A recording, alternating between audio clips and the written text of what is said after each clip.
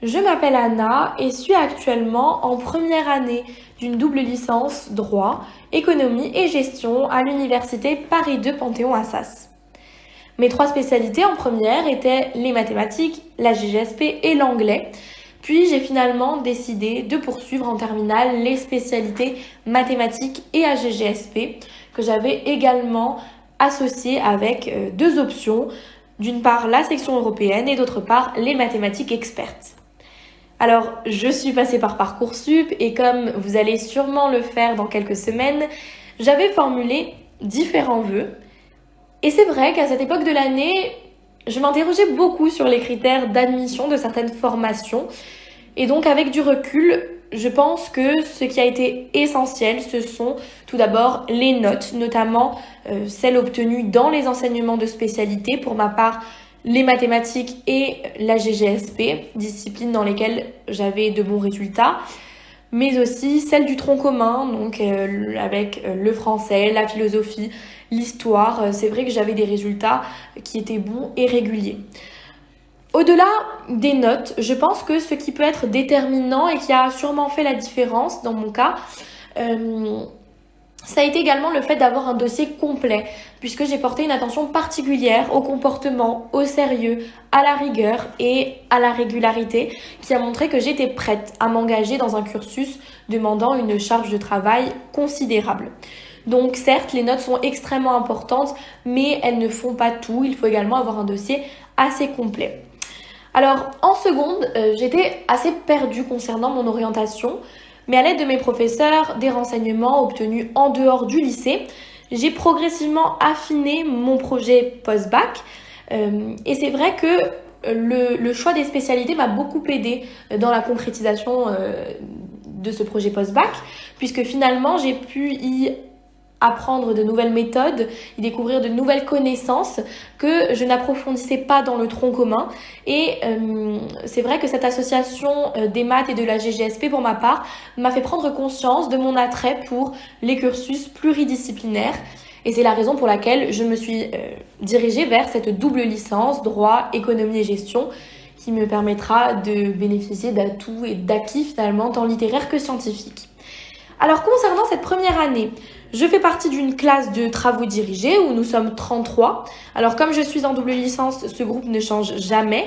Nous avons un groupe de classe en TD où c'est vrai qu'on peut avoir un enseignement beaucoup plus individuel en TD qu'en cours, que dans les cours magistraux où nous sommes près de 350 et c'est vrai qu'on doit être beaucoup plus autonome, prendre des notes, s'adapter à cette organisation particulière des cours dans les amphithéâtres avec un professeur c'est vrai, avec qui on n'a pas beaucoup de dialogue, à l'inverse des chargés de travaux dirigés.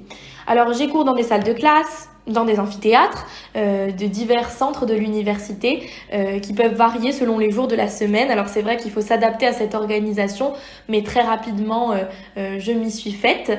Alors pour réussir dans ma filière, je pense qu'il est très important d'être rigoureux, sérieux et régulier, puisque sinon on peut rapidement se faire dépasser par la charge de travail. Et enfin, de disposer de compétences mathématiques indéniables, puisque c'est vrai que en éco, on a beaucoup de maths, de statistiques, et ça peut être un atout d'être plutôt à l'aise au lycée en maths. Et enfin, une aisance à l'écrit qui doit être quand même un minimum important, au moins pour le droit quand même.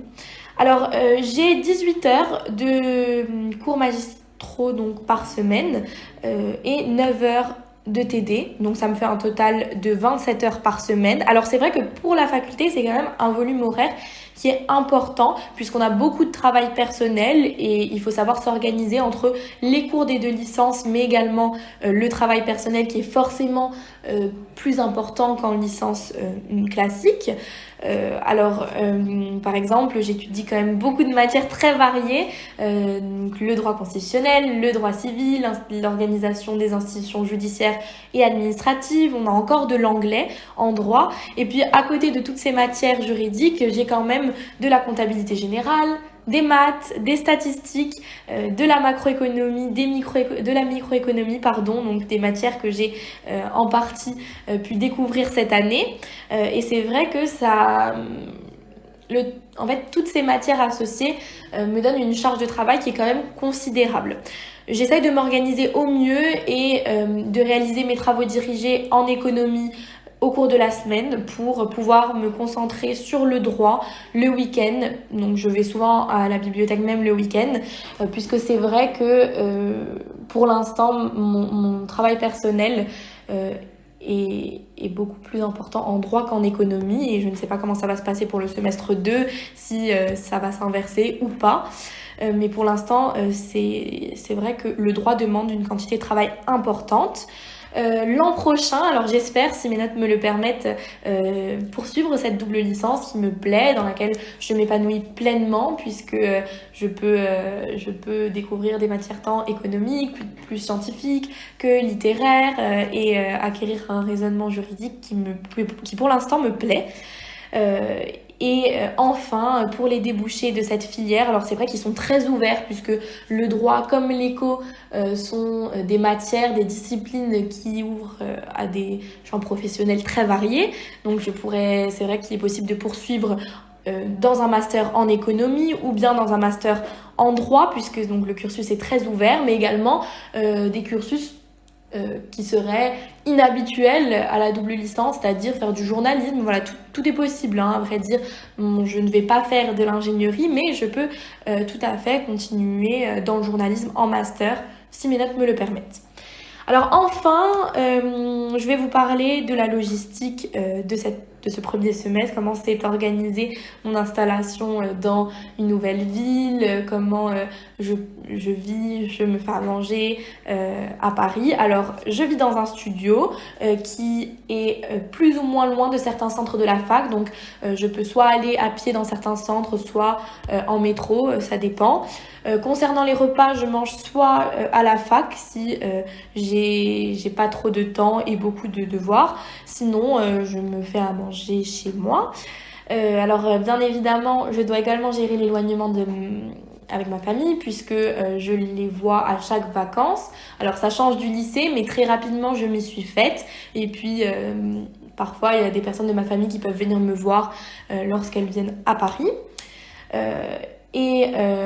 Enfin, concernant les liens que j'ai pu nouer durant ce premier semestre à SAS. Alors à vrai dire, au départ, j'étais assez sceptique, j'avais un petit peu peur de découvrir de nouvelles personnes, d'être un petit peu complètement dépaysée dans le sens où j'étais toujours restée en Corse pendant 18 ans donc. Et finalement, c'est vrai que j'ai pu rencontrer des personnes super sympas, avec qui je m'entends très bien. Et en plus, donc, dans mon groupe de classe, c'est vrai que on prône quand même l'entraide, donc c'est positif. Alors enfin, si vous êtes en terminale ou en première d'ailleurs, ne vous inquiétez pas pour Parcoursup. Alors c'est vrai qu'il faut quand même faire des efforts tout au long de ces 2 années puisqu'elles peuvent être déterminantes pour vos études post-bac et pour faire finalement un cursus qui vous plaira. Mais ensuite tout est possible. Si vous vous trompez d'orientation, vous pourrez vous réorienter et puis vous trouverez toujours un cursus qui vous plaira. Donc ne vous inquiétez pas pour Parcoursup, pour tout ce système de vœux qui m'avait beaucoup effrayée